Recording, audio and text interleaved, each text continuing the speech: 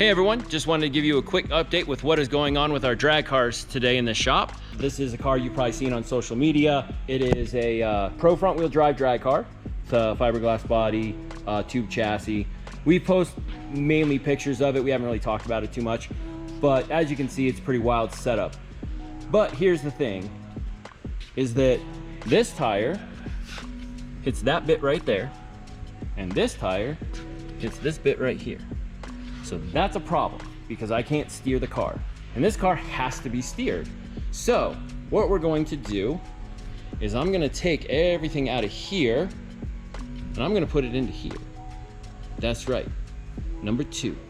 So here to here. This car actually I purchased not long ago from Norris Pre-Owned. And the first question is going to be, is it my car? No. I started Club RSX. I drag raced for many years, drag raced many years with an RSX obviously, but this is not my car. What this car is a car that Norris built 7-8 years ago. So why did I buy it instead of building it? Well, here's the thing. Norris and I have a tendency to think alike. So he went through, and as you can see, redid the subframe, he lowered the steering rack. These are all technical things, but it will help the car handle better. The other thing, he changed the suspension, he changed the mounting point of the rear shock to basically be behind the center line of the wheel, which will help the car hook up a lot better. 25.5 cage is already done, it's already been inserted, so it just makes it easier for me to basically get a car back on track. For those of you that do remember, I drove a flat black RSX for a season in the NHRA. Then the next year, I painted that car satin blue. It's a pretty show-stopping color. We still have posters of it. I love the color. Who knows, we may see the color again on this one. But here's the cool thing with this car. Obviously it is satin black, but if you can see right here, it was originally blue. So it's kind of cool. It kind of comes full circle for me. We kind of bring it back to the original kind of idea and project. And of course, being the guy who started Club RSX, being the guy who raced RSXs, I think it's only fitting that somehow I end up with not 1, but 2 RSXs. Today, what I'm gonna try to accomplish is I'm gonna try to get this portion of this car into here. I don't know how much of it's gonna fit. I think the manifold's gonna be probably too long. Push the turbos further forward than what can happen with this front end, but we'll kind of figure that out. So, off we go.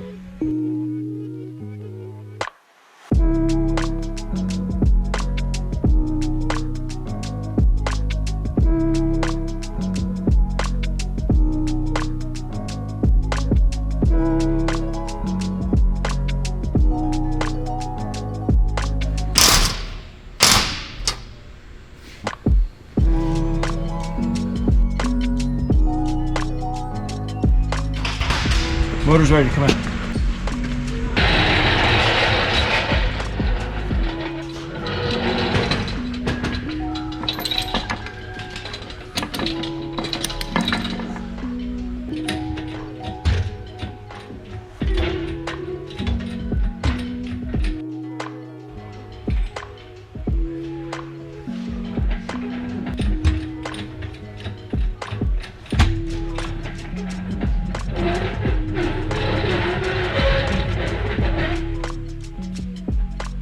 Now that we have the motor out, I can walk you through some of the bits now that you can see them easier, what we're actually using in this thing.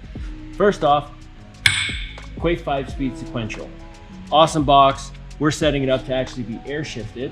There's some people who have a problem with the sequentials in the sport front wheel drive class with what we're doing, but I don't really care. It's how I want on the car. So 6-speed sequential, air shifted. It'll actually have paddle shifts on the steering wheel as well. We are running Drag Cartel transmission mid case here. This is heavily upgraded and like really strong compared to a stock one. The Quaife box is actually this piece here. So Quaife basically sells you this with all the gears and everything else, and then we added this on versus using a stock transmission case. We're running a Skunk 2 intake manifold, Drag Cartel, dry sump pan with the Barnes oil pump, and also Waterman mechanical fuel pump on it. That's about the bits on here. This you can buy from us. This you can buy from us. We'll sell you this if you want to buy it. It's expensive though, so just giving you a warning. So we do sell a lot of this stuff, but these are just kind of the basics on the motor. Now, the actual internals of the engine itself, it'll be a 92mm Brian Crowder crank with custom rods, custom pistons. It's about a 2.2 liter, so it's a D-stroke K24. So good for 12 to 1400 horsepower, pretty reliably. So that'll be those pieces. Then you saw kind of the craziest thing on the whole motor, obviously, is the exhaust manifold. So this was made by a local friend of mine here. You can go find his YouTube channel, Meticulous. Hayden does amazing work, and he did this in a few days, which was amazing, and it's definitely a showpiece for not just what was going to be in this car, but now what's going to be in this car. So super excited to keep this. We may just have to shorten a piece here or there in order to actually get it to fit, because this front end is definitely way longer than that front end.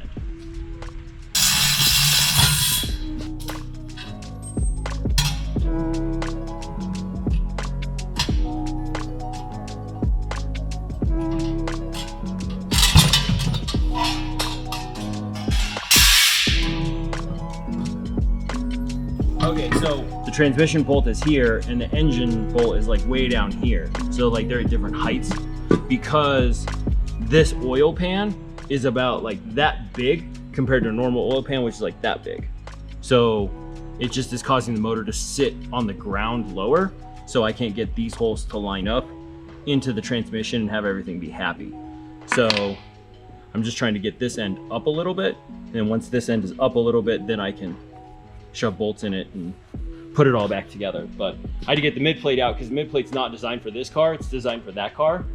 We may run a mid plate in this car down the road, but for right now, I'm just gonna try to get this in so that we can kind of move forward with how things are gonna all piece together. I'm not trying to overthink it too much, just get this into there so that this runs.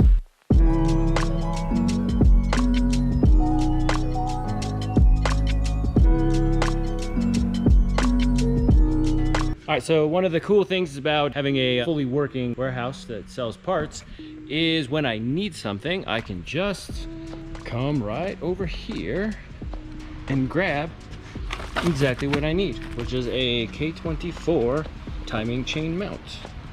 And see, this is why I needed the mount. So the K20, K24, most people know, these are they're different. So you, like basically, this point is longer on these, oddly enough, because the engine block itself is basically 13 millimeters higher, basically in that range. So we take the mount here, hold on one second.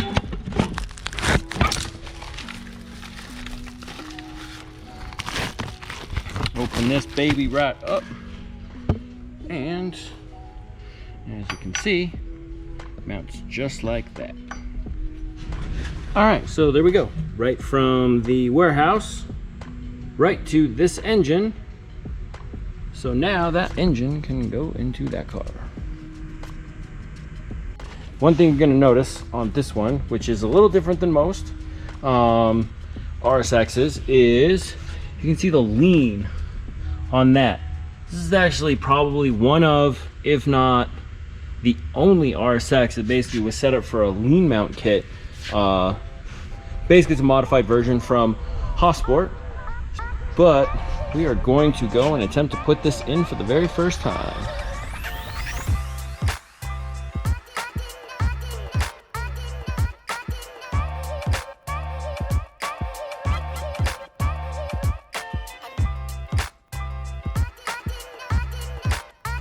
All right, so I just realized something. We're gonna have a bit of a problem.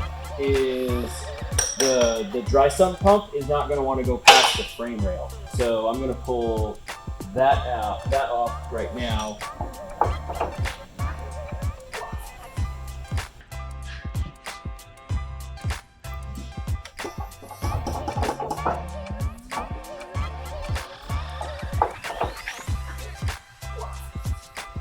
Problem number 2, this mount is in the way. I can clearly see that I gotta get the transmission underneath and then come bring this mount back up. This is the joy of doing things for the very first time. You don't know the nuances of each car. So here's what I figured out so far is that I cannot have basically any of the mounts on because you can't line anything up because, well, a leaned engine setup in an RSX is difficult, and this is the first time I've done it, so just trying to kind of feel the process out, get this rear motor mount lined up, and then once I have the rear mount lined up, that should help me get to the other side. All right. Now that one is over the mount, now I can play with it and pivot it and hopefully get it where I need it.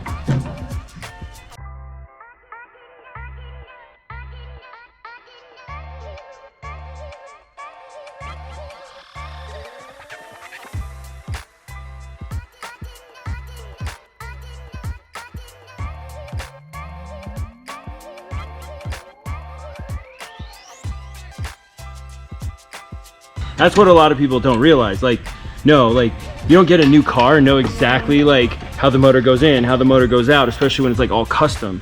So just slowly kind of fighting my way through it, just seeing what it's gonna take to make this thing happy. So yeah, so I can already see like a multitude of problems. So like, but I just need to keep going, so yeah. So what was the initial, like, so on Norris, his build? Yeah. Why is it so far over? What do you mean? Like, it feels like it's really far It's forward. not. That's actually kind of where they sit in these cars. So you can see like basically like it's almost, it's bolting up. Yeah. Yeah, it's almost lined up. So like it just is like, whoop. Yeah. And there it goes. Yeah. Jesus. Oh, that's right. We did discuss this previously, that you turn it forward, right? So it's angled. Yep. Yep. Okay. So basically it does two things. Like in front wheel drive drag racing, it does two things for you. One, it allows you to get the car lower, because if you lower the car, the axles start to go like this. Mm-hmm. When the axles start to go like that, they get really unhappy. So by rolling it forward, you can lower the car down and keep the axles in a straight line. The other thing that it does is by rotating the engine forward, you're basically rotating your center of mass. So your center of mass starts to rotate in front of the axle, rather than a stock K-Series, which actually leans the opposite direction. So this leans about 15 degrees forward. The stock K-Series leans about 15 degrees backwards. Yeah. And so basically like physics and momentum causes it to go and like go that way. This basically kind of goes like this and kind of like causes the car to more rotate like the center line of the axle. Sure. So it's actually maximum grip as you take correct. off. Yeah. So this is actually something I tried to do back in the NHRA days, but they wouldn't allow me to do it because they wrote all these like ridiculous motor mount rules strictly about my car in order to prevent me from doing like wild stuff like this. So, oh well. Now we're gonna do it anyway, because now there's no rules that we really necessarily need to follow, and none of the racing organizations like spend any time caring about motor mount rules, because it's effing motor mounts, who cares? Yeah, right. So.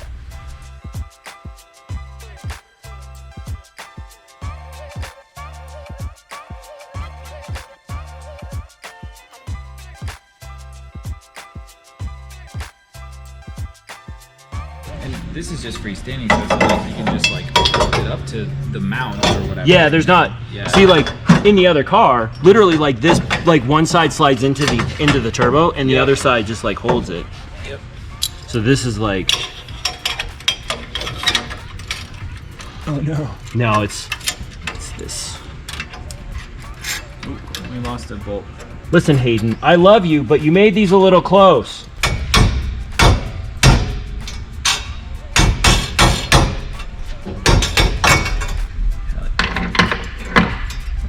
No, look. Under. It's a boxing glove. I mean, I have a hatchet over there too. So basically, like, if you look at like a knucklehead engine, basically that's the very like noticeable like 2 bolts engine cover, that kind of thing. But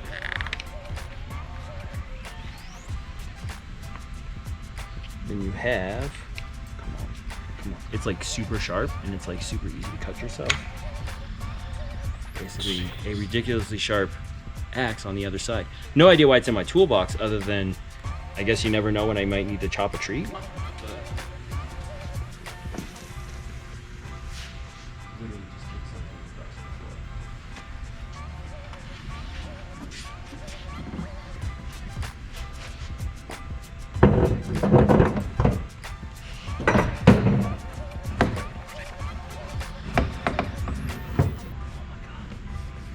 This might actually be.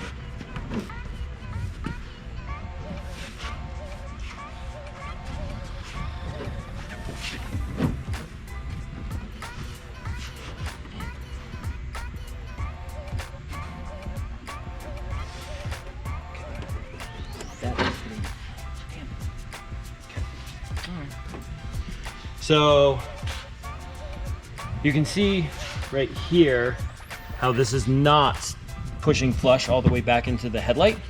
The flange on the turbo is hitting the bumper. So it was what I was worried of, which is like we probably need about like that much like cut out of both the runners on the manifold, and then the turbos will just mount right in.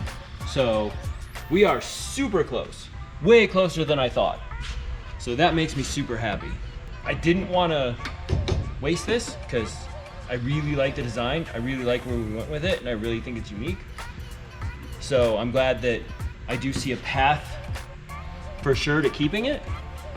And 2 cuts out of 2 straight pieces, and then squish them back together, and we will be golden.